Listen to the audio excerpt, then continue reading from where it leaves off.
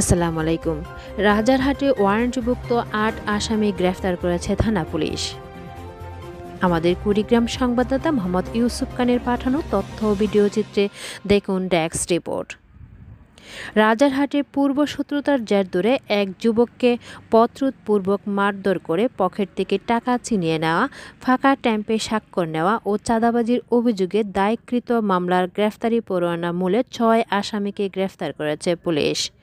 এছাড়া অন্য একটি মামলায় ২ জন আসামিকে গ্রেফতার করা হয়েছে।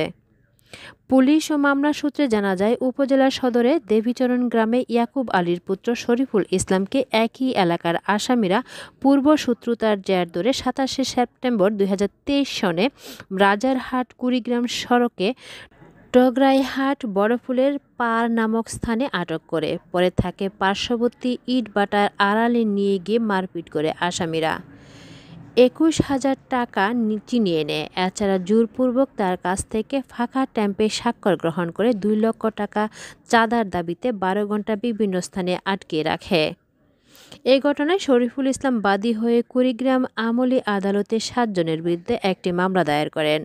পরে আদালতের নির্দেশে কুড়িগ্রামের ডিবি পুলিশ এসআই পুতুল কুমার মহন্ত বিষয়টি তদন্ত করে ঘটনার সত্যতা পেয়ে ২৭ জুলাই ২০২৪ ইংরেজি আদালতে চার্জশিট প্রদান করেন। এর প্রেক্ষিতে আদালত আসামিদের বিরুদ্ধে গ্রেফতারি পরোয়ানা জারি করেন।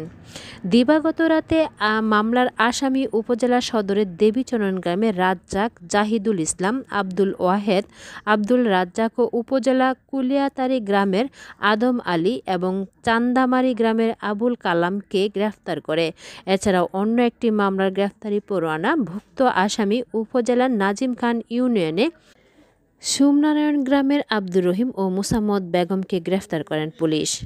রাজারহাট থানার অফিসার ইনচার্জ রাজাউল করিম রাজা বলেন, গ্রেফতারি পরোয়ানার মূলে ৮ আসামিকে গ্রেফতারপূর্বক শনিবারে জেল হাজতে প্রেরণ করা হয়েছে। ধন্যবাদ লোকালয় বার্তার সঙ্গে থাকার জন্য।